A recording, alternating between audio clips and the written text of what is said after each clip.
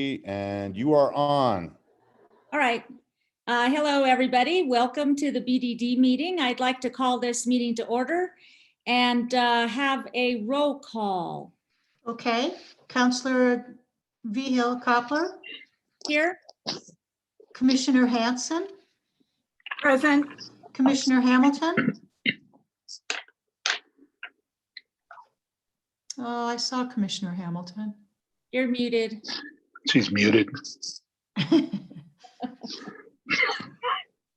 Mr. Helms, Here. Councillor Romero Worth, I'm here. and Mr. Egelhoff. Here.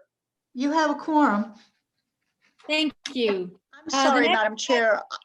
I was here. I was just muted and I couldn't unmute. It was a technical problem. Sorry. I think you have gotten credit for being here. Next item is approval of the agenda. Do I have any changes from staff? Rick? Yes, Madam Chair. There is a typographical error that I would like to correct on the Okay. agenda. The item that has to do with Nancy Long's contract amendment, that item is listed incorrectly. It's listed as 132,733. And I'm trying to bring up the agenda now, and again, I'm having problems with my laptop. What but was the subject? I'm sorry. What was the subject item? It's the Long Comer.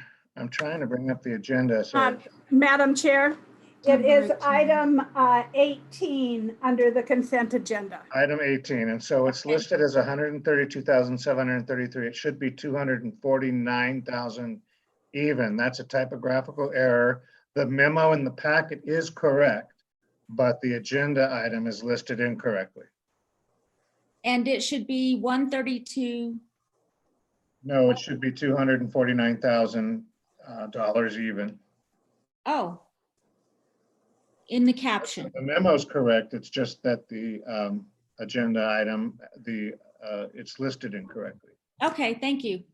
Any other changes? No, Madam Chair. Okay, any comments or changes from the board? If not, I'll consider a motion as amended. Madam Chair, Yes, this is Commissioner Hanson. I move to approve the agenda with changes. okay. Do I hear a second? Second. Okay, can I have a roll call, please? Sure. Councillor Romero Worth, Yes. J.C. Helms, Aye. Commissioner Hamilton, Yes, Commissioner Hanson, Yes. and Chair Vigil Koppler. Yes, Motion passes. thank you. The next item is approval of the minutes from the May 7th Buckland Direct Diversion Board. Madam Chair, I have approval of consent agenda on my agenda. Oh, I'm sorry. No, you're right. Thank you. The next item is number 4, approval of the consent agenda. Do I have any changes from staff? No. Madam Chair, there are no changes from staff. Thank you. What's the pleasure of the board? Madam Chair, Yes. this is Commissioner Hanson. I move to approve the consent agenda. Thank you. Do I have a second? Yes. Second. Okay, it's been moved and seconded. Will you please call the roll? Yes. Councillor Romero Worth, Yes. Mr. Helms, Yes. Commissioner Hamilton, yes, Commissioner Hanson, Yes. Chair Vigil Koppler. Yes. Motion passes. All right, now we have approval of the minutes. Before I ask for any changes, I'd like to read into the record statement that for the record and our minutes, The only matter discussed during the executive session of our last board meeting on May 7th, 2020 was the matter as stated in the motion to go into executive session, and no action was taken. So there's my statement. I might move to approve the minutes. Okay, do we have a second? Mhm. Yes. Second, Okay, any discussion? Okay, would you please call the roll? Counselor Romero Worth, Yes. Mr. Helms, Yes. Commissioner Hamilton, Yes, Commissioner Hanson, yes. Chair Vihel Coppler, Yes. motion passes. The next item under the minutes is approval of the minutes from the May 19th, 2020 special board meeting. Do I have any changes from staff? Madam Chair, there are no changes from staff. Okay, Commissioner Hamilton, Hanson, Yes, Madam Chair, I move to approve the minutes for May 19th. do I have a second? Yes. Okay, it's been moved and seconded. Would you please call the roll? Yes. Counselor Romero Worth, Yes. Mr. Helms, Yes. Commissioner Hamilton, yes, Commissioner Hanson, Yes, Chair Vihel Coppler, Yes. motion passes. All right, thank you. Next item is matters from the public. I did not receive any emails, but I would like to confirm with Jamie Ray Diaz if we received any public comment. Madam Chair, there was no public comment. Okay, then we'll move on to informational items. Number 8, report on the June 2nd, 2020 Fiscal Services Audit Committee, Mackie Romero. Madam Chair, members of the board, a Fiscal Service and Audit Committee meeting was held on Tuesday. In attendance was myself, BDD Financial Manager, Rick Carpenter, BDD Facilities Manager, Chair Joanne Vito Koppler, Commissioner Hamilton, John Duprius, County Utilities Director, from our Las Campanas partners, Tom Eaglehoff, Ken Kirk, and Andrew Resnick. I provided an update on the audit, and that update is that I have been working very closely with the audit team, providing them all their requested items, and we have weekly status calls. We should be on schedule to have the financial statements drafted and delivered to the state auditor by June 30th. I do have another status call tomorrow morning, and so I'm hoping that we're on track for that deadline. I will continue to provide these updates to the board and to the partners. We discussed in great detail informational items 11 and 12, which I will also be presenting, and so I can discuss the items then. We also discussed consent agendas items 13 through 19 with no major questions or issues, as most of these contracts are reoccurring from the current year and just included term extensions and compensation for the new fiscal year. Unless there's any other comments from the group or any questions, that's it. Any comments or questions from the board? Okay, thank you, Mackie. Appreciate it. The next item is item 9 under informational items, monthly update on BDD operations. Randy Sagru. Hi, Thank Randy. you. Hi, Madam Chair, members of the board. BDD operations for the month of May 2020 went well under the circumstances. We averaged 6.96 million gallons per day of raw water diversions. Our drinking water deliveries to the city and county through Booster Station 485A averaged 5.37 million gallons per day.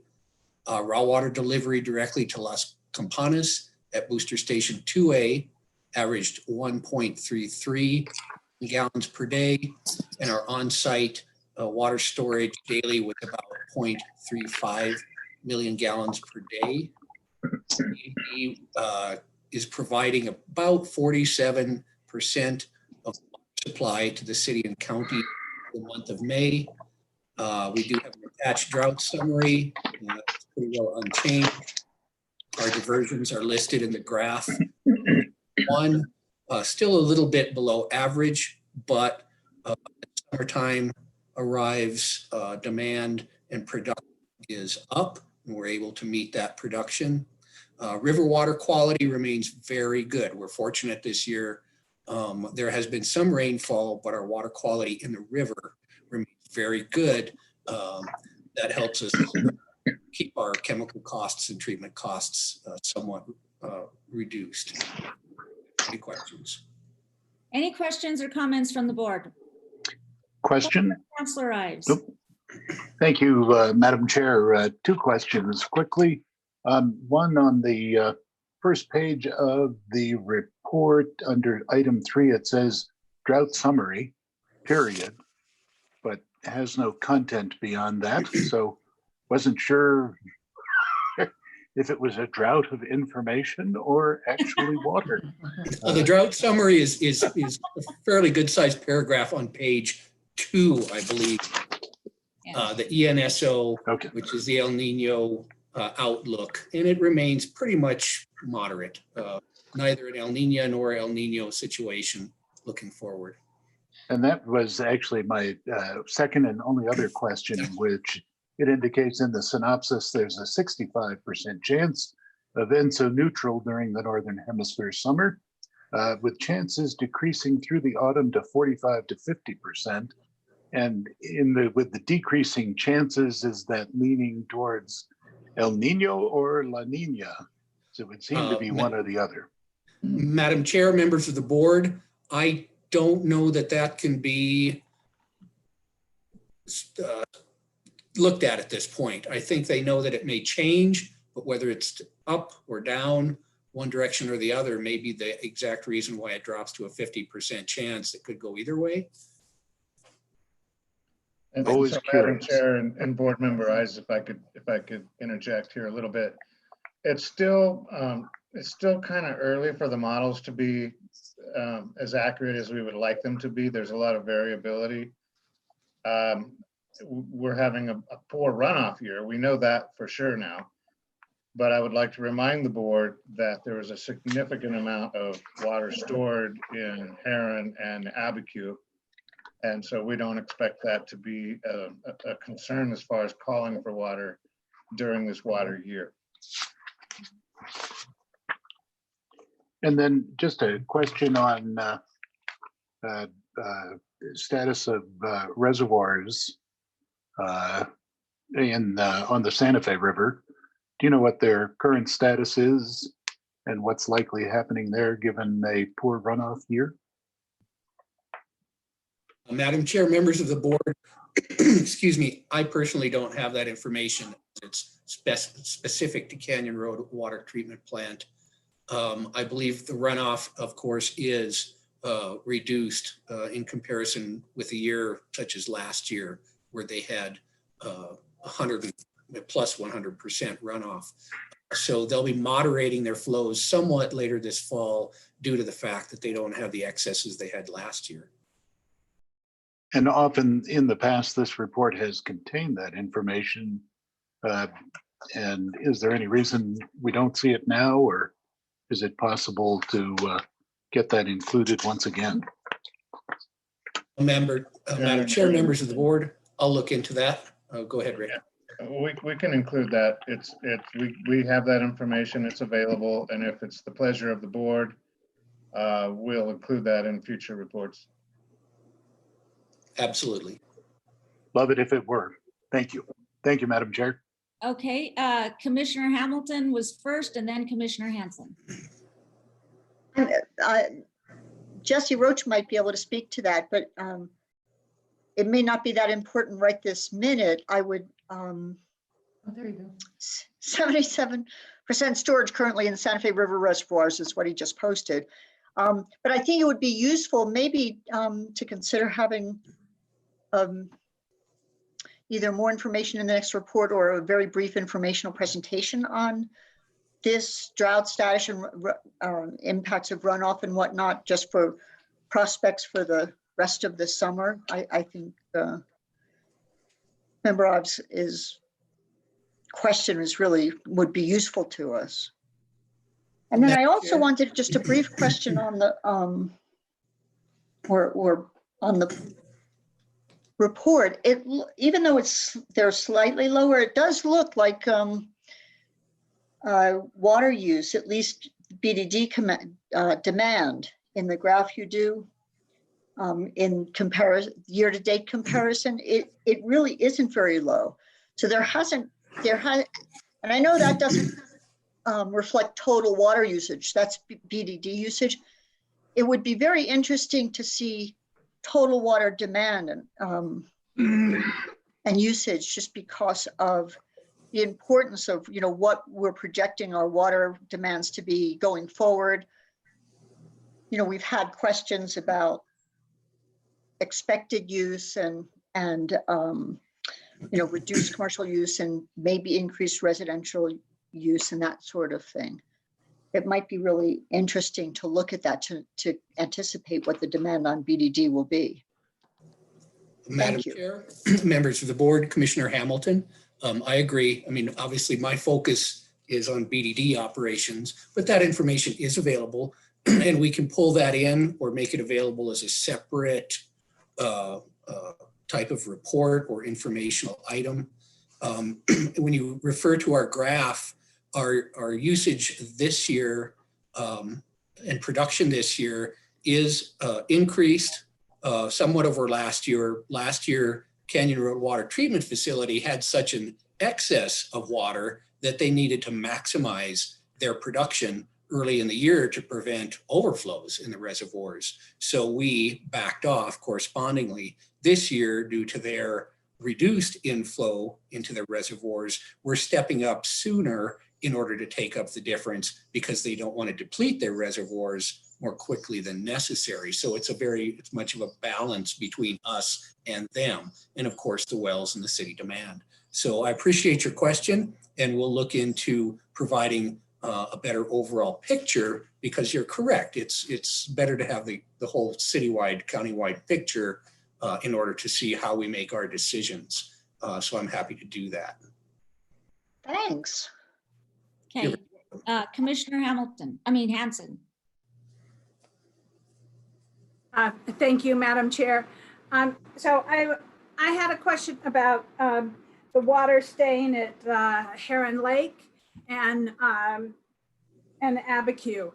I know in the past that a lot of water has gone to Abiquiu. I'm happy to see it staying at Heron Lake, but I'd like to know if something has changed at BOR, or if BOR has a different plan for why they're storing it at Heron, which I'm grateful. I'm not trying to change that. I just want to know the storage issues.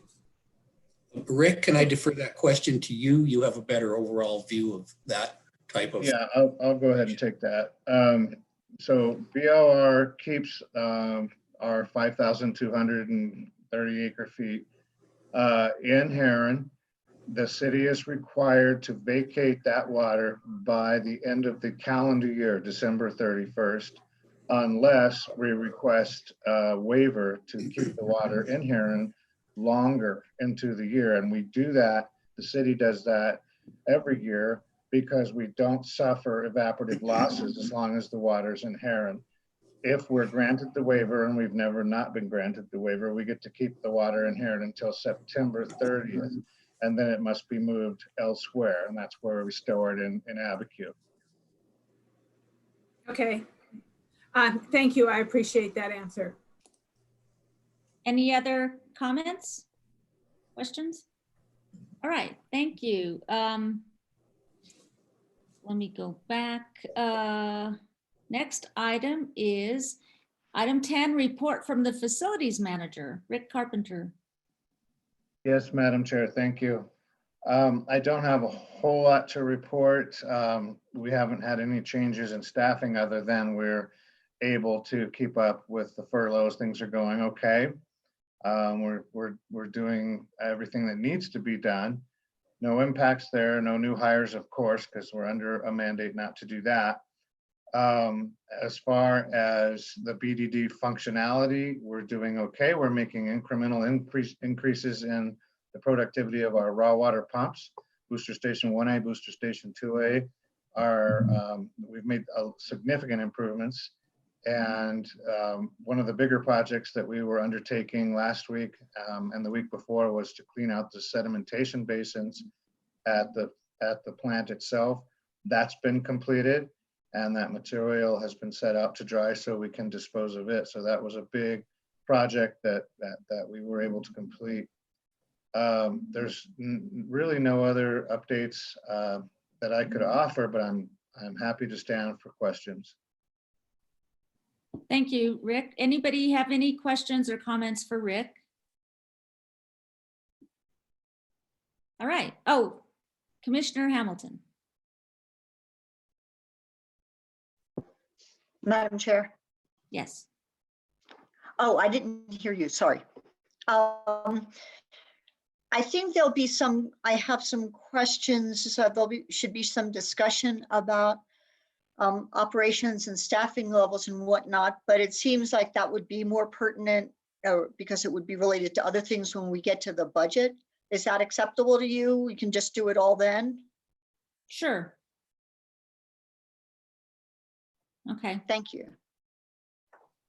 All right. Any other comments for Rick? Okay. Next item on the agenda is item 11, presentation of budget savings, impacts, and revenue forecasting of the fiscal year 2020 operating budget. Mackie Romero. Madam Chair, members of the board, I just wanted to update the board on the current year budget and fiscal impact. As you know, the budget is funded by reimbursement of actual expenses from the partners. The reimbursement of actual expenses is based on several percentage allocations, including the percentage of water delivery. Because of this, we don't have the finalization of which each partner is going to contribute to BDD. However, we do not anticipate any partner not being able to pay their bills for the current year, so that we do not foresee any of that in this fiscal year. However, there are some budget savings that were into place just based on this stuff that the city had implemented. As I presented last meeting, we do have an estimated savings of about $70,000, which is related to furloughs. And then we do have savings due to cancellations of trainings and delay of non-essential purchases of about $48,000. Delay of the security upgrade, which was about $310,000. And then we have other non-COVID-19 related savings of about $390,000. So I have been in discussion with the city, and they are in support of us carrying over some of this funding into fiscal year 2021, which is not reflected on the next item, but they are in support of us carrying over the furlough savings of about $70,000 and the security upgrade RFP for $310,000. Of course, those carryovers would have to be approved by the board. And so I plan on bringing those back in July for your approval. Are there any specific questions to the current year budget and the status that we're in? Commissioner Hanson and then Mr. Eaglehoff.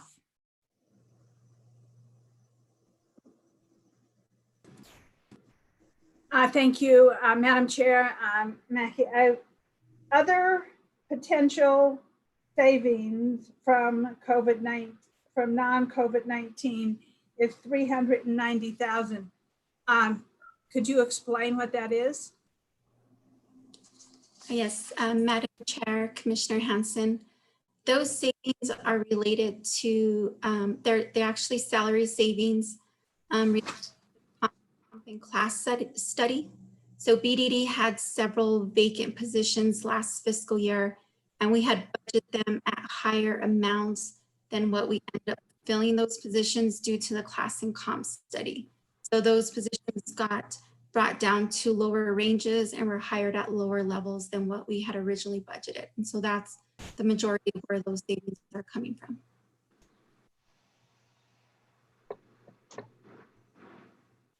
Commissioner Hanson, is that all? Yeah, for the time being, fine. Okay, Mr. Eaglehawk. Madam Chair, thank you. Mackie, I was wondering if you take the savings, this total savings that have been implemented this year, had you spent that, what percentage of the adopted 1920 budget, what percentage of it would have been spent without these savings? I guess is that, am I asking this right? Had you not pulled these out for savings this year, what percentage of the 1920 budget would have we spent?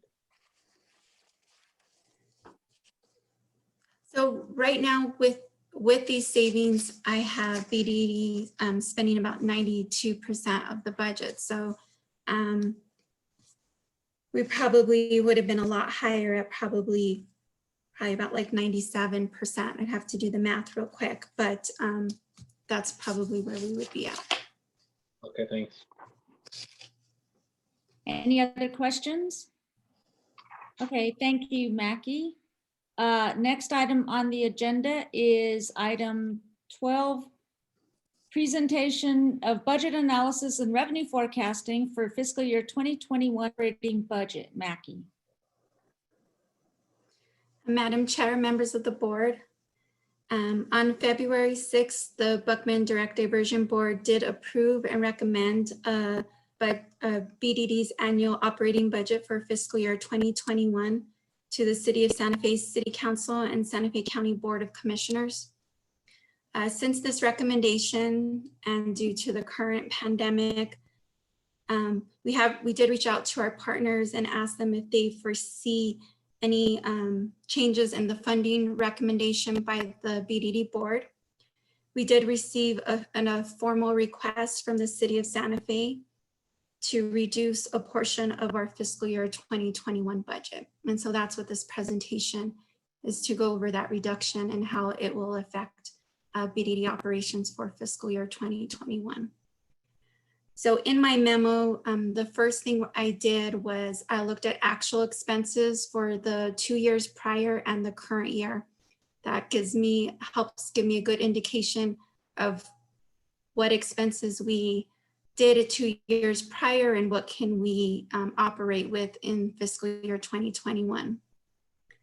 So from my memo, I did include a chart that shows how BDD has made an effort to try and make that more match so that our budget and our expenses are more in line and there isn't such a big gap between that. And we've been doing that over the past couple of years. On page 2 in your packet, I do include actual expenditures. So in fiscal year 18, we spent about 89% of our budget for a total budget of about $7,737,000. In fiscal year 19, we spent about 87% of our operating budget, and that was at $8,507,000. In the current year, we have a budget of over $10 million. We're projecting that we're going to spend about 92% of that budget at $9,504,000. The board recommended a budget for fiscal year 2021. It's smaller than the fiscal year 2020 budget, and that budget's at $10,286,503. With the city's recommended budget reduction, I did have to reduce that to $1,433,797 in order to get the city to the funding recommendation that they had. Now, I do want to mention this is just my projection. I'm not requesting the board to take any action. This is my first projection at how do I get to that number, and I will go through those reductions in detail. So on page 4, I did break out the reductions by major category. And so in order to get to this reduced amount, I did make some reductions in salaries and benefits. But I do want to say these reductions do not include furloughs, and they do not include pay rate reductions to salary staff. However, they do include limited or no overtime. And they also include not filling 2 vacant positions at BDD. Those positions are a scheduler planner position and our instrumentation control hardware and software technician. So those are the 2 positions we would not fill next year. The next category that was reduced was electricity. I reduced that by about $247,000. Part of that was trying to bring us more into line with actuals.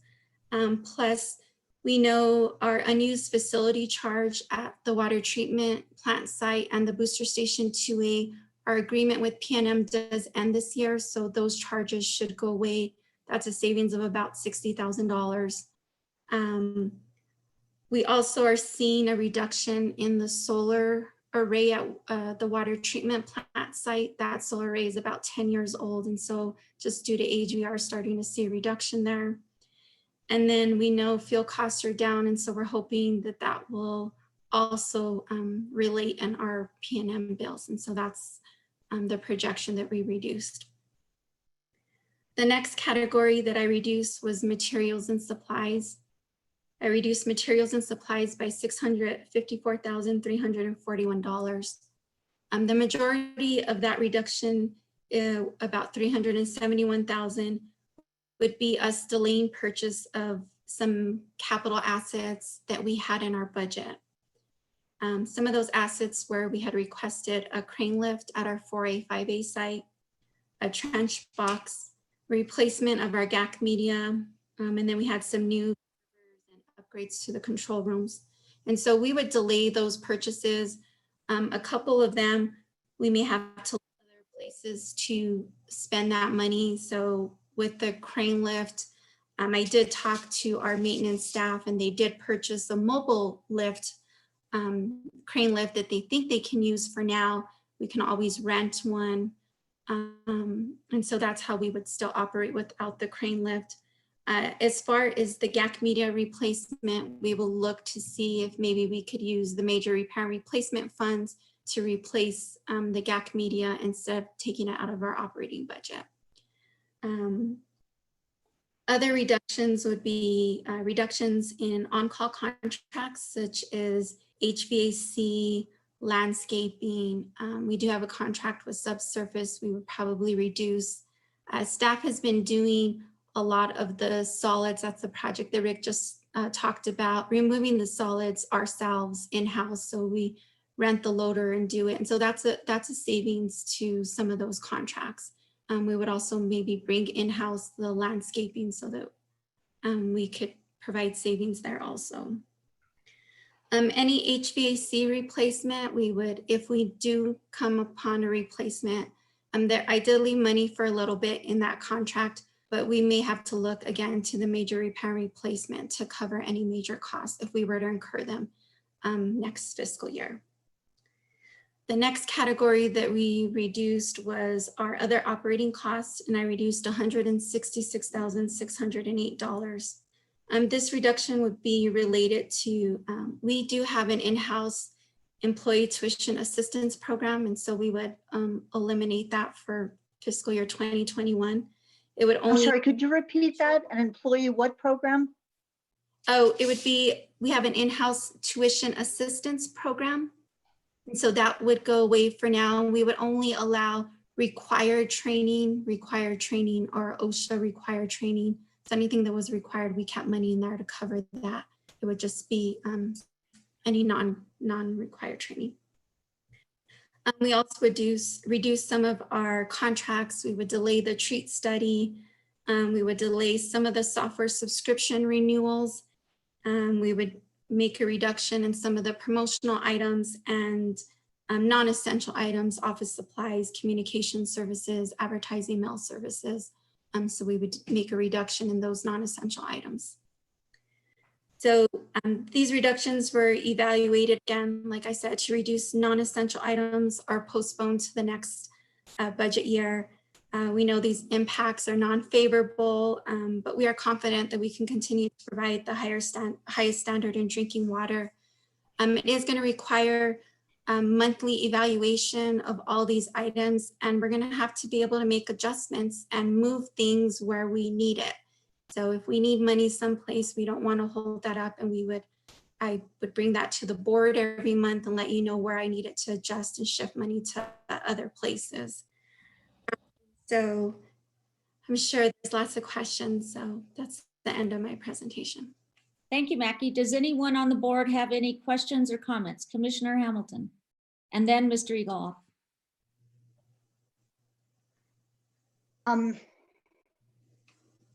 So there are a number of things I feel like we don't have enough information on. And so I'm going to ask some of those questions, and I would understand if we need actually maybe some written reporting out on some of this.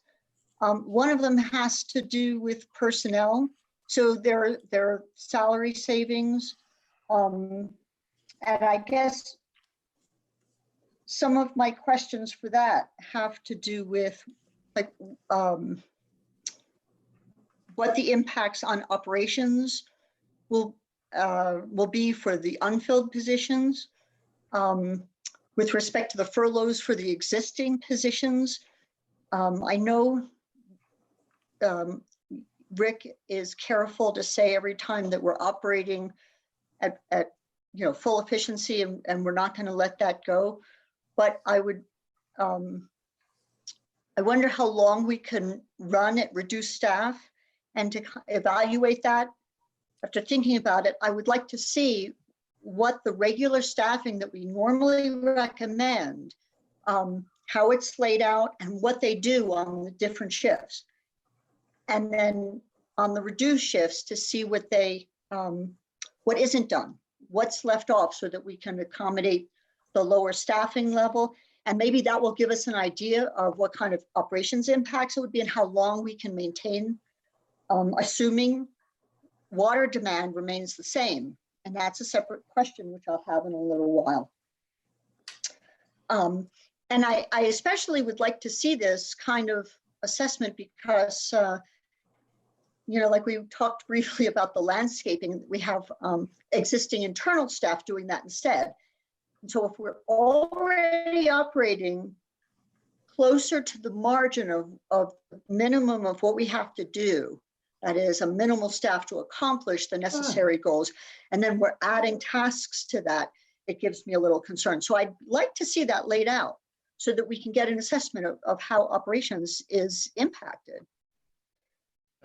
Madam Chair and Commissioner Hamilton, we can certainly put that in writing if you would like. Most of that exists already. We just have to put it in one memo. With the 2 vacant positions that we have, the scheduler planner is actually on the maintenance side, not on the operations side.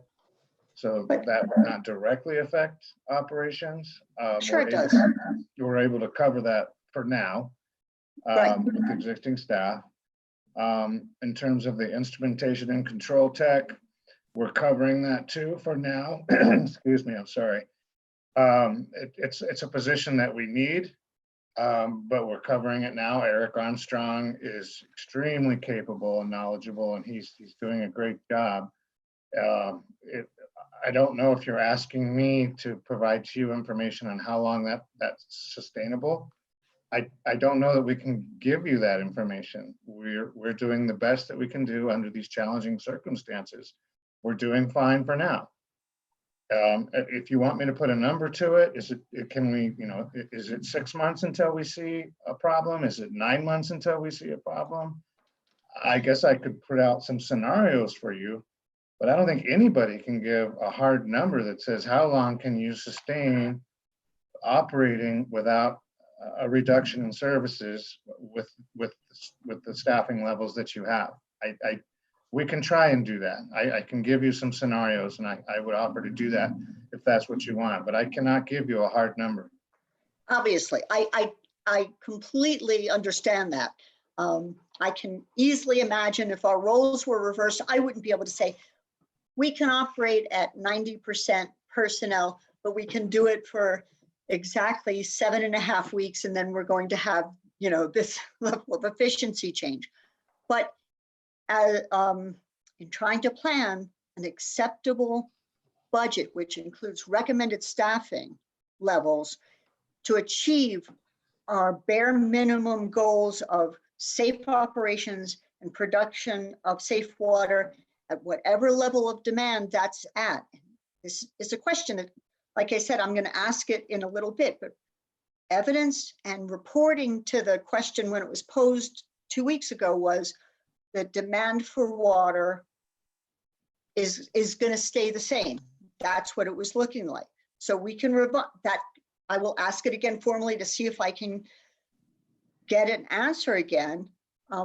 Tuesday night, we had the discussions. The city is requesting to reduce their payments to BCC, but not reduce the water demand. And that, I assume, is based on the empirical evidence that water demand is not going down, which was similar to what was reported a couple of weeks ago, that there was some reduction in commercial demand for obvious reasons, all the closed businesses and closed, but residential demand was up. But that's why I was trying to frame it slightly differently. The concern is definitely how long can we safely and reliably operate at a reduced staffing level. So if we can get an idea of what is typically done, essentially the rationale for what the original staffing requests were, and how things are shifted around now that we have fewer people, it would help us deduce how long it is fair and safe to keep up the reduced staffing levels. So it's a different approach. I've really been trying to give it some thought because I know there are a lot of pressures. But from, the personnel is just the one question. And that would be a way to give information which could be interpreted appropriately to get at the answer. If we could go through a couple of the other items, Mackie, I know we started to talk about some of them.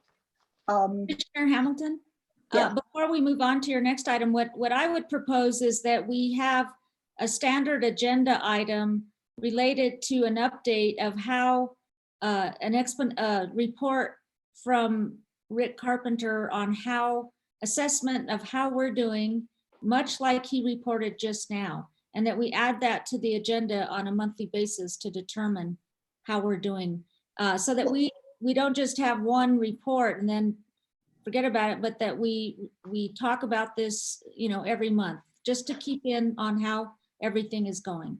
Is that okay with you? That's great. That would be beneficial, but it's a little different. It would be a good adjunct if we get a bit of analysis that shows what the basis for our staffing requests. So the board proposes a budget with, jointly with all the staff, and establishes the staffing requests based on what you need on every shift and what those people do. And so I think it would really help us understand what the impacts, long cumulative impacts, are likely to be. If we see not just that there are 6 operators, but there are these many operators on at different times, and this is what they have to accomplish, and this is what they can't do or don't have backup for, or whatever the fact is. You could write a dissertation. I'm not talking about doing a 1-year analysis. I'm talking about responding in a, at a sensible level, not to extend this request to unreasonable detail, but to, in summary, in brief summary, lay out what not just the operators, but what the different staff are doing, so we understand how our ops are impacted over the long term. It's just impossible to, I believe you when you say we're still operating fine. That's a very general statement. And so I'm actually just looking for the details. With regard to electricity, so the cost for electricity should be, there are all the facility ops, but to a great extent, it's also proportional to how much water we're producing, right? If we really reduced how much water we had to produce, our electric demands would go down. What's proposed here is an almost $250,000 worth of reduction, a 21% reduction. But only a small percentage of that is accounted for by the changes because our PNM contract terminated. We don't have to pay them. The solar array problem is actually a reduction in revenue to us, right? Because we're not getting, so it's not reducing demand. It's actually an additional revenue reduction. So we're not getting paid by them. This is the appropriate time to confirm what the formal projection of water usage by all the partners is going to be. Because if we're treating and pumping the same amount of water within our normal seasonal and interannual variation, you can't reduce the electricity costs by 20% and still produce the same amount of water. It's impossible. And so that gives me some concern. Madam Chair, Commissioner Hamilton, you are correct. And so we probably need to do maybe just a better analysis of that. Thank you. Our actuals for this year, we look like we were going to be a little bit under $1 million, about $947,000 is what I was estimating. And so trying to get us closer to that number with the savings. But, electricity is really hard to analyze. And I know Jesse Roach has actually been taking a very active approach in helping us analyze that on peak, off peak with which we've never been able to do before. So that's great. So maybe if I reach out to him, I can get a better projection on how much money we truly need in electricity. That would be helpful. And I know Tom had some questions about the on-peak, off-peak issues, which, he can speak to a lot better and maybe has his own questions about, because that's something that comes with, level of operation experience that I don't have, when you have to pump to avoid certain kinds of water quality problems and depending on flows and whatnot. But just on the surface of it, the simpler level of math doesn't add up to me. And I about several of the other proposed budget reductions in the categories of the materials, the crane lift, the trench box. We talked about the crane lift. I can see that as a reasonable risk. A big need for that heavy crane lift was demonstrated by the repairs that were done that we had the near miss on. Since those repairs are done, we might go a year without having to utilize that lift. We might be able to rent one, like you said. But some of the other things, the trench box, the servers, I would like more details on all of those about what that will do to operations. And I'm asking these questions in the context of evaluating where we can make cuts to help everybody's difficulties, and where we cannot increase the risk that's being seen by BDD in terms of safe operations, technically adequate operations.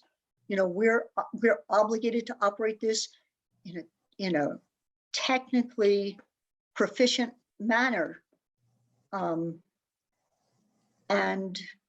and produce good water. And I guess I just can't help myself but to repeat that, in my view, we're doing this with a projection, unless somebody can really give me data otherwise, of producing the same amount of water, similar amounts of water. So, Madam Chair, Commissioner Hamilton, I did meet with staff on these reductions. We've been replacing servers. We have about 16. We've been replacing about 2 every year. Just so it wasn't a big hit to our budget. And I did talk to our Eric Armstrong, and he assured me that we could go another year without having to replace that. What were we replacing 2 every year? The servers. Thank you. Yes. So, I mean, we really did do our best to try to determine where things that could put off. Now, we may have to adjust that. If a trench box is needed because of safety, then yes, we will purchase a trench box and we'll take from someplace else. But for right now, it was something new. I think it was about $15,000 in there in the budget. And so safety thought we could delay that. And so it really is going to take a lot of analysis. One of the options that I didn't include in my presentation, but the board could consider, is with the major repair and replacement fund. Right now, there's a $20,000 threshold in order to utilize that money. And so maybe we bring that back down, and so that this way BDD has that cushion that if something, minor needs to get replaced and we don't have the money first in our operating budget, that we can utilize those funds at least for the difficult year. It's just an idea, It's an idea, but that should probably be an idea of last resort. That major repair and replacement fund has been needed, and I've been on the BDD board since I've been committed. At that time, the question has been brought up over and over again that based on the size of the BDD, the size of our budget, what our operational costs are, that major repair and replacement fund is already inadequate. Given what we know about the existing operational problems that we have dealt with very well at BDD, but we still have to deal with those, I think that would be a very high risk move.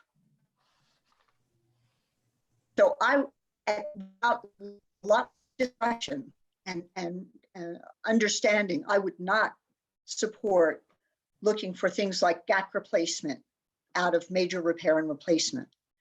I did have a question about the GAC, because if that GAC, my understanding was that we were in the position of having to start replacing that for operation to maintain good function.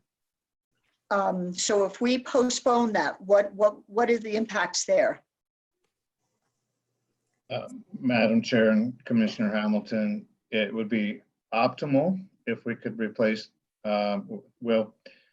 our plan is to replace GAC now on a rotating basis, sort of like we should manage our vehicles, 1 or 2 every year as they get older. That's our plan with the GAC as well. But we believe, and Randy can jump in here anytime he wants, but we believe if we could delay that for about a year, it's not going to have an impact on our operational functionality. So if GAC is, does that include consideration of reduced efficiency? It is in there as part of what treats the water, removes organics, removes other things. If it is loaded and not replaced, our treatment quality should go down. It will at some point go down, and it's not linear. Madam Chair, Commissioner Hamilton, as Rick said, we monitor this practically on a daily basis. If the water quality that an individual contactor would produce, if that water quality would be reduced, that would be a situation where we would move ahead immediately to replace that media, and we can function almost at full capacity with one contactor offline. So we are taking that into consideration at this point. Of course, we would like to be proactive, but in this budgetary crisis, we are able to take that into consideration and realize that we can extend this to a point. But if water quality came to be an issue, we would certainly react in kind. Okay, so my only other 2 points, and I'll relinquish the floor, and I appreciate your indulgence, Madam Chair, is that as I fully recognize we all are spending all of our time trying to figure out how to respond to this crisis. But in the county analysis, we neither really anticipate a reduction in water use, so the demand is going to remain stable. It is an essential service. Kind of like thinking about the vehicles. So I drive a car that's a year older when I might have otherwise had the freedom to replace it. But unless we are going to do something substantial to reduce water use and think about that, we're going to be needing to produce water at the same level. And I understand that the city is expecting like a 25% decrease in water utility revenue. The county is not projecting that kind of decrease in revenue at all because people are still paying their water bills. So the implication that there is a budget crisis, but water is probably the last thing that's where revenues are going to be, income is going to be reduced.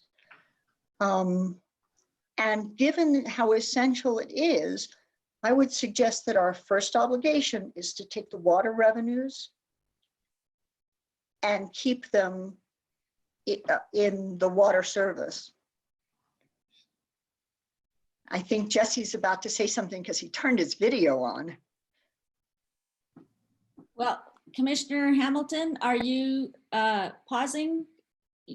I am pausing. I'm even breathing. Are you done? I'm sure there'll be some discussion, but the question about the balance of revenues and the things that I'm trying to, I mean, I agree there are some places that we can, even recognizing an increase in risk, like perhaps even the GAC, if we're actually carefully looking at that, and what we're doing by postponing the replacement is increasing the risk that we have to keep looking at that. And at some point, water quality, if we see efficiency fall off, we would have to replace it on a more short-term basis, on a more of an emergency basis. That's a manageable risk. But there are other things that across the board, we still have to manage the budget to support all of the critical functions. And, you know, things like the electricity, the ongoing operations and personnel. I just think we need to see more analysis. And I would like to see, if it's possible, to give some input on where the anticipated water revenue decrease comes from, because I just think it needs more substantiation. Okay, thank you. Mr. Egelhoff, you've been very patient.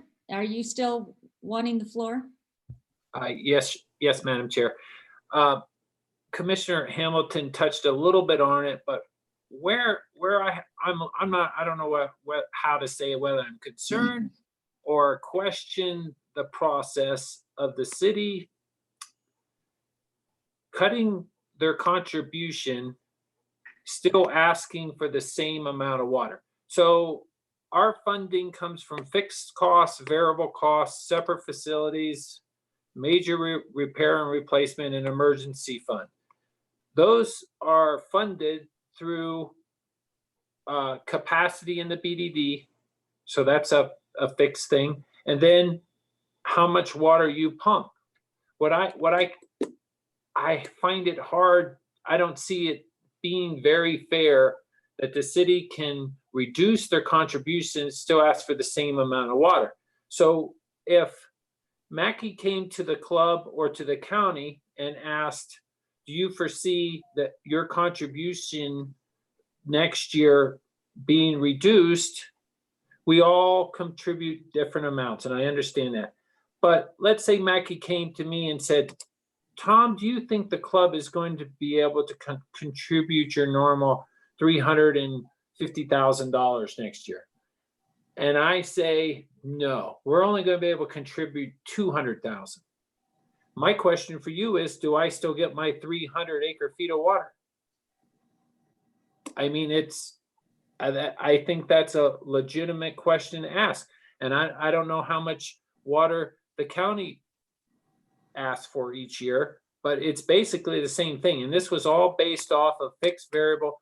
It seemed like everything, this is the first time it's ever happened. And I understand we're in like really crazy situation, but you know, and then I also have a little bit of an issue that the city thinks they can reduce their contribution by $1 million or so, when had we spent the money that we approved last year, Mackie's saying we would have spent 97% of the budget.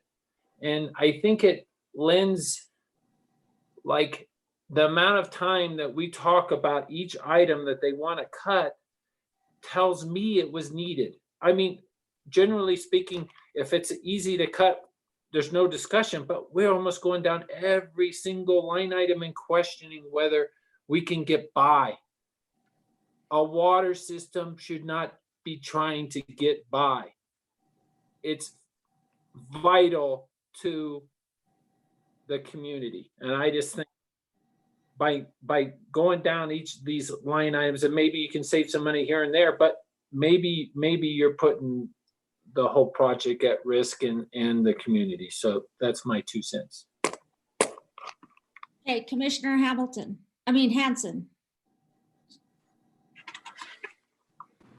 Thank you, Jesse, for waiting to answer all our questions at once. But so my first statement is water is essential. This is something that we cannot not provide our constituents. It's also really important that we provide high quality, good water. So that is my overarching concern, that we continue to make sure that we're providing that level of service, that level of water to all of our constituents. If we needed to cut the budget,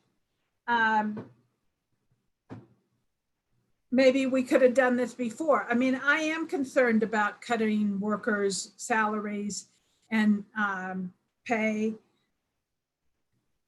You know, that does concern me because a lot of these workers depend on it. We did this comp and study, and, you know, as Commissioner Hamilton said, that's another topic, but it is a topic that we have already reduced people's salaries once, and now the city is requesting a furlough.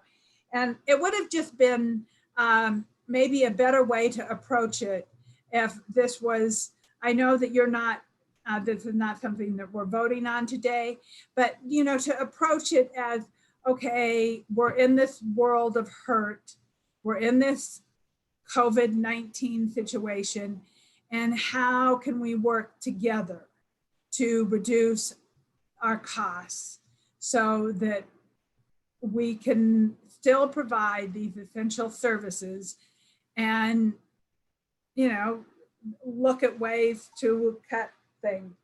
I find it odd. I have heard this in the past, but I find it odd in the electricity department.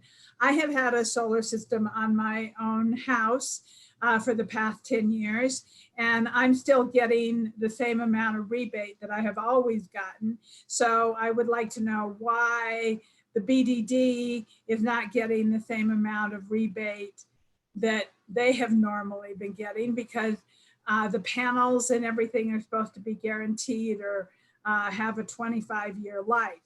So that is one concern I have. You mentioned that with the crane, that you could rent the crane if we needed it. So what would that cost to rent the crane if we had to, if we needed it? And so what is the expenses? I have a problem using the major repair and replacement fund for things that are not capital projects. You know, that is what the major replacement fund is for capital projects. So if we're using that money for other avenues, other things that it wasn't intended for, that does concern me.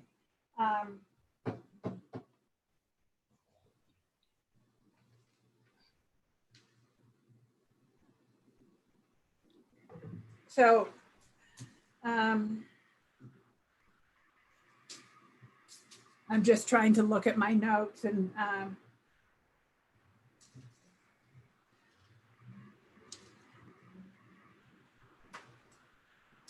I agree with both Commissioner Hamilton and Tom about the issue of if the city's asking for the same amount of water, but they want to reduce their contribution, that also concerns me. I mean, how can you ask for the same amount of water and expect to pay less for it? So who's gonna be the who's gonna take it on the knee, so to speak, of not getting the services that we are committed to providing to our constituents? So I'll leave it there for the time being. I probably will have some more questions, but I would like to hear from Mr. Roach.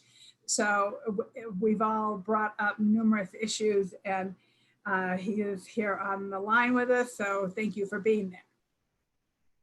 Mr. Roach, would you like to comment? Madam Chair, members of the board, thank you for your questions. I understand your concerns. I just wanted to put a couple of ideas out there. First, the Water Division has not projected a 26% revenue decrease. The Water Division, as part of the city, has been asked by the Finance Department to reduce our budget by 26%.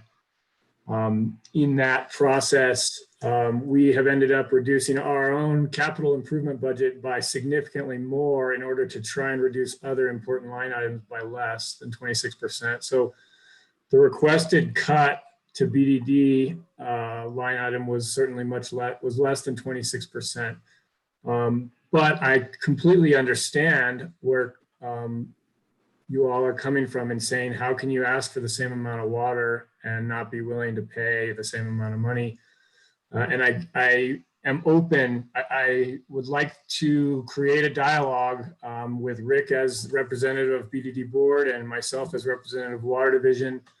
And I understand that perhaps the BDD comes back and says, this is how much water we can give you at this amount. And that will allow us to make our decisions on what water we use next year. So in a perfect world where our budget was the same, we expect we would ask for the same amount of water from BDD. We are fortunate enough to have some variety of sources that are not necessarily as sustainable as the BDD, but that we could lean on for a year. So I think it'll take some creativity, and I think Mackie and Rick have demonstrated a huge amount of that in looking at, okay, what are the things that we could put off for a year, and in that way produce the same amount of water, and then maybe we need to take that next step of, okay, and what sort of reductions can we get by reducing the amount of water that we deliver to the city? In my conceptual model of the BDD, the fixed costs are driving and the variable costs are much smaller. And so I don't know if there is a huge amount of gain from that approach, but I agree. We can't ask for the same amount of water and not be, well, we can't ask BDD to cut our portion of the budget by this amount of money without being willing to entertain a response, which is then we need to reduce how much water you take from the BDD.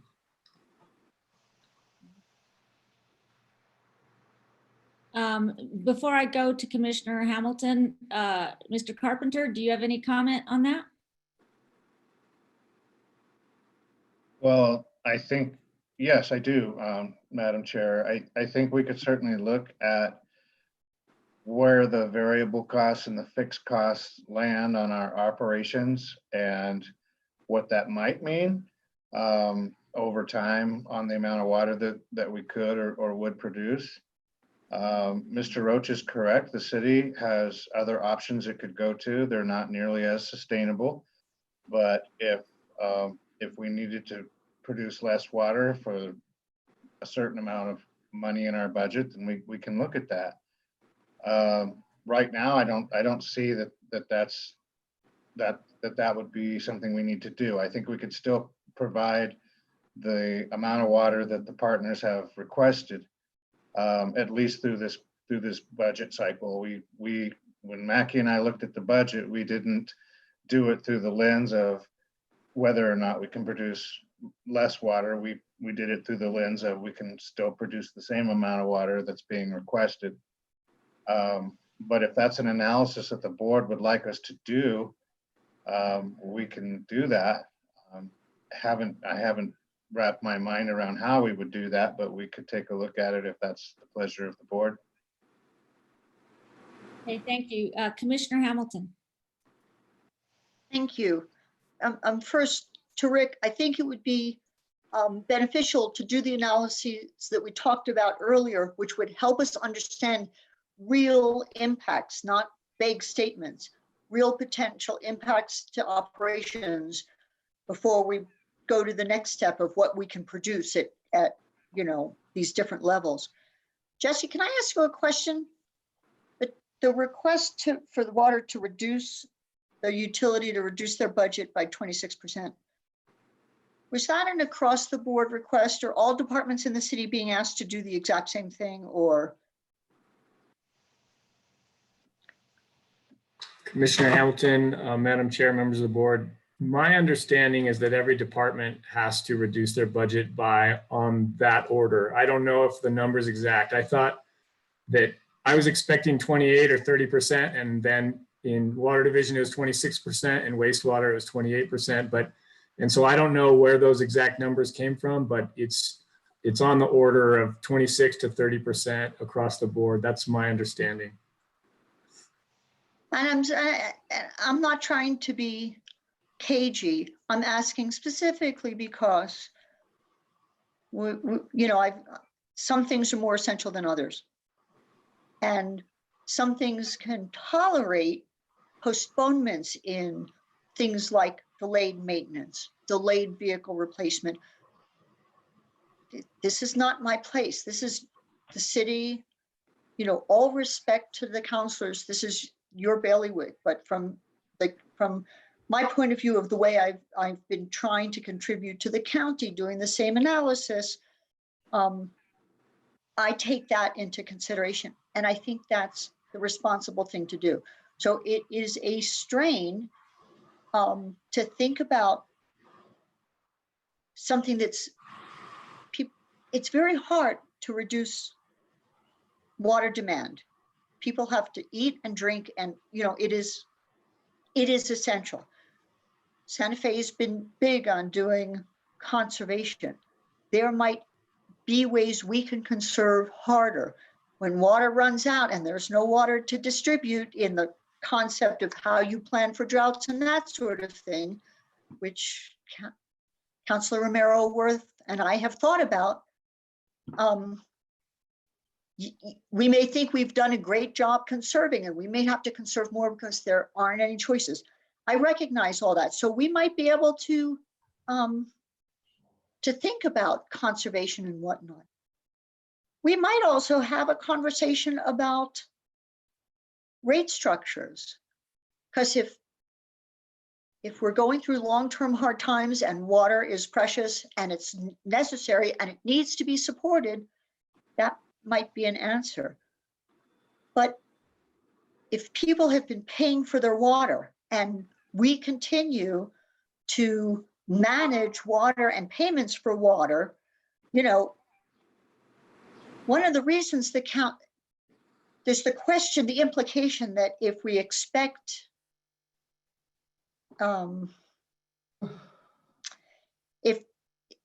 if you think that payments, people are going to stop paying on water, but we're going to keep serving water.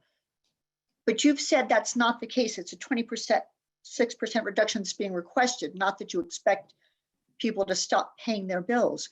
So as a result, people are going to be paying for water, and we therefore have that resource in the water utility to maintain BDD at an acceptable level, even if we make it a slimmer level than what we would do in non-stressed years. But 26% and a 16% reduction in payment to BDD is steep for recognizing this as an essential service and something where the demand is going to keep going. So it just requires more analysis. Thank you. Any other comments? So, Madam Chair, if I may, just trying to figure out how we move forward. I did, Madam Chair, members of the board, so I did speak to the city's budget director. July 1st is right around the corner. So it appears the city's going to load their current year budget into our accounting system so that we can operate July 1st. For BDD, that would be the same. So we would load our 2020 year budget. July, I could bring back to the board this type of analysis that Commissioner Hamilton is asking for at the staffing level, and maybe some other analysis that has to do with water produced. And then in August, then hopefully we can bring, if needed, an amended budget to the board for recommendation, and then adopt something in September. So just trying to keep a line in the back of my mind, unless if you have any other comments on get to a point of an adopted budget. Thank you. Thank you, Mackie. I just have a quick question about budget. Well, Commissioner Hanson asked to be recognized. Oh, yes. Okay. Commissioner Hanson. Thank you. Thank you, Madam Chair.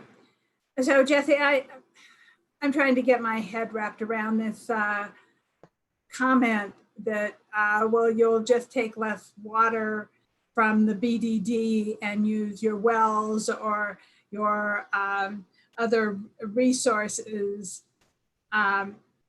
So what does that do to the BDD and their operations? I mean, that statement concerns me. Well, we're just going to go play with our own water here, and too bad for our partners. We just can't pay this. So it just kind of took me by surprise. So, Madam Chair, Commissioner Hanson, there are limits in our agreement that safeguard the county from, the city not taking or taking too low of water to where it would shift the percentages to a maximum amount of the county. So there are safeguards in that agreement that would prevent that.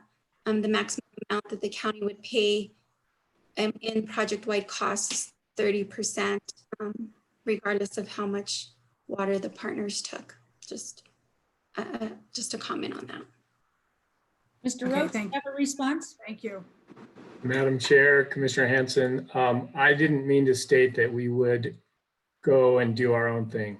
We want to work with the BDD board to see if we can work through this sort of financial crisis that we're trying to find a way through, and only if it is a creative solution where it would be helpful for the city. I don't believe that that's the solution. I think because of the fixed costs involved and because we are a major partner, I don't think the solution is for us to take less water necessarily, but I do want to respond to the point that was brought up by multiple members of the board that we can't say we're going to pay less and ask for the same amount of water. So only for discussion purposes, we're willing to look at other scenarios if that makes sense. Okay. Thank you. Commissioner Hamilton, did you have one last thing, or? Oh, yeah, well, so I just wanted to ask, Mackie was talking about the next steps in terms of the process. And, I recognize when, based on the agreements, when July 1st rolls around, we automatically default to the previous year's budget if we don't have an adopted budget. And then we can modify whatever as we get information. And I'm just wondering if, like some of the additional analysis, the thoughts about personnel and all the things we've been questioning, do we want to do some interactions by emails if there's information you can provide to everybody, or just accumulate it till the next meeting, which will be the beginning of July? So, Madam Chair, members of the board, I mean, if it helps, maybe what we can do is sessions at the staff level where we bring in county staff, the city staff, and we go through this type of analysis that you're asking for, so that we're not doing this back and forth. And then they can report that back to the county and the city. And hopefully by the time we come back in July or even August for an amended, if needed, or it would be something that both sides have already seen and agree with. I frankly think that's a fabulous idea.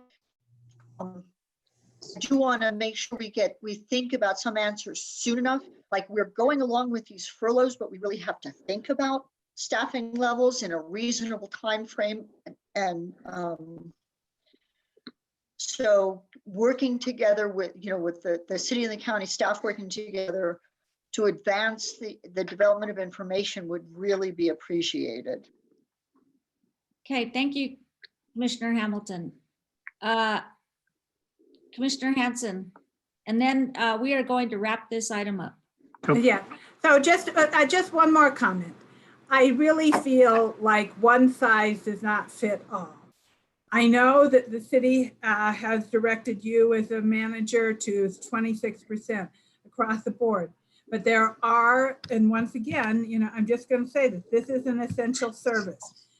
So I think it needs to be looked at in a different manner, like 26% across the board. Okay, but is giving people parking tickets really as essential as providing water? I'm not picking on anybody. I just was using that as an example. But I just think the city might need to think about essential services. I also hope, I have brought this up before with the county, but this is an essential service. I don't know if there's any state money or federal money. I know we so far have not qualified for any federal money under the COVID situation because we don't have a large enough population, but has any money from the state to, secure cities, counties to be provided for essential service, which water clearly is. With that, thank you very, very much. Okay, Mr. Ives. Thank you, Madam Chair. Wanted to just see if I was still muted. So certainly, interesting discussion on a lot of issues there. Through BDD, the city and the county each have their respective water rights that they can draw out of the Rio Grande. I'm trying to get a sense, and Rick and Jesse, I suppose this would be a question for you. I have the sense that these proposed cuts, at least, have not, in your minds, led you to conclude that there will be any less capacity to produce water through BDD. Is that an accurate assessment of where your thinking is on this? Madam Chair, members of the board, ex-councilor Ives, board member Ives, I have not come to any conclusion that we can produce less water at this point. We have offered, I think a few minutes ago, to do that analysis. But we don't believe that under the current budget adjustments that have been proposed as a draft or an interim budget, whatever we want to call it, that we would produce less water. I don't believe that we're going to produce less water as a result of this, as far as I can see. And to some That answer degree, your question? yes, and some of it is obviously, or some of the discussion is focused on trying to get clearer answers as to why you believe that. And I think that's a significant focus of Commissioner Hamilton's question, saying, if we have this extent of cuts, how can we know we'll still be able to produce? Now, because there is production of, I mean, the city does not have native Rio Grande rights, so all our water produced is presumably Buckman diversion, as opposed to the county that has both native rights and Buckman rights. Presumably, whatever water we do produce can be dedicated to those purposes in such a way that the county's interests are protected in the capacity to produce the water rights that they have either in the Rio Grande or in Buckman. Is that a correct assessment of the system? We've been working with the county in a way that is no different than we've worked with the county in the past in terms of balancing the native water that we take from the river and the San Juan Chama water that we call for. It's still a resource management question. We talk about it daily, weekly. We have long-term plans. None of that has changed. And I don't foresee it changing in the near future. And to some degree, I'm just trying to understand if anybody is made less confident that there will be water delivered to them that they are entitled to from the sources that BDD pulls. So that's a question that's circulating in the back of my mind. I'm also curious if we do reduce costs, which would be the net effect of the budgetary cuts proposed by the city, how does that affect the contribution of the partners to cover the costs of BDD? I mean, clearly there would be a reduction in city expense. Is there any similar benefit as a result of reduced costs that would be allocated to the county by virtue of their participation in costs associated with operation of Buckman? I think that's the subject of future discussions, unless Mackie, if you want to weigh in on that. I know you Sure. put thought into it. So, Madam Chair, members of the board, Mr. Ives, you are correct. So in order for me to get to the number that the city wanted, all the other partners, because it's based on percentage. So in order to get that I did have to cut the budget by 1.4 million, which the city sees $1 million of that. And then the county and Los Campanos also see a reduction in their contribution as related. Okay, those are just a couple of the questions circulating in the back of my mind that I think are germane to this discussion as it moves forward, and certainly look to the next conversation. Thank you, Madam Chair. That's all I had. Thank you, Mr. Ives. Commissioner Hamilton? No?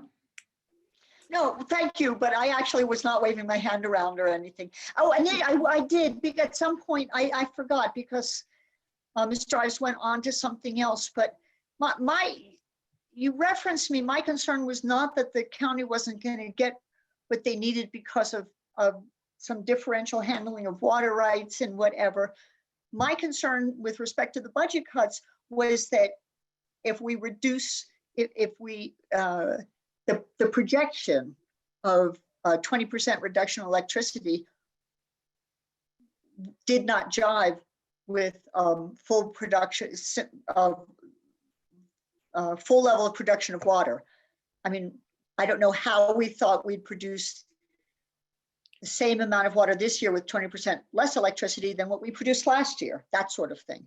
And the remainder has to do with level of risk of operations, which that has to be assessed really carefully.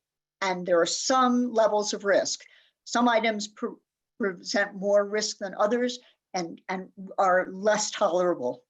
And that's, I think, one of the board's real obligations, understanding what risk they're embracing by reducing budget specifically, not generically. Okay, thank you for your comments. I think we have a lot to plan for.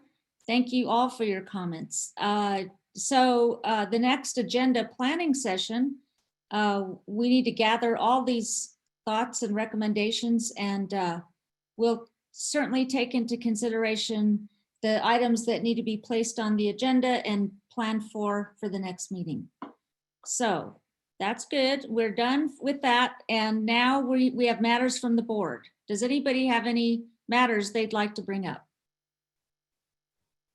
Okay, sounds good. The next meeting is scheduled for Thursday, July 2nd at 4 p.m. And I believe we go into executive session. I'm calling on Ms. Long.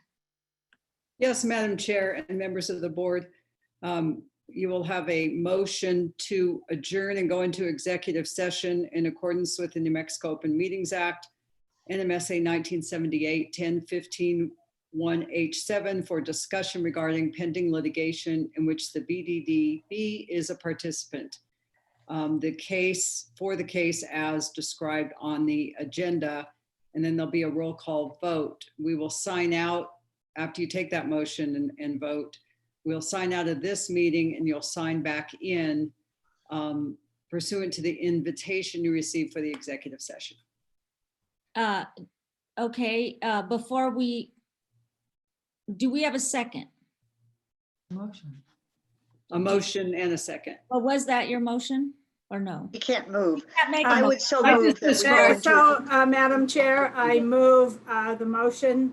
Okay, second, who have a second? second. Okay, it's been moved and seconded. Before we vote, I would like to clarify what invitation, was that the one sent by, who sent the invitation for the second? That would have been Jamie Ray. Jamie Ray. Let Okay. me clarify, is there a separate invitation? I believe so. I believe I received one. I have a separate one. Okay. So it would have been from Does Jamie Ray. everybody have a separate one?